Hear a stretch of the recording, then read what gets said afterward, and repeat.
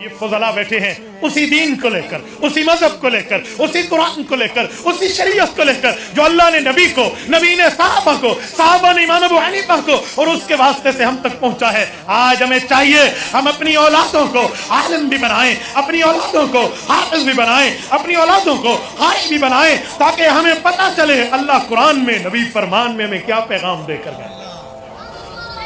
اور میرے ساتھیوں، میں ایک بات سمجھانے کے طور پہ آپ کی خدمت میں جملہ کہنے لگا ہوں، اپنی اولادوں کو عالم اور حافظ بناؤ۔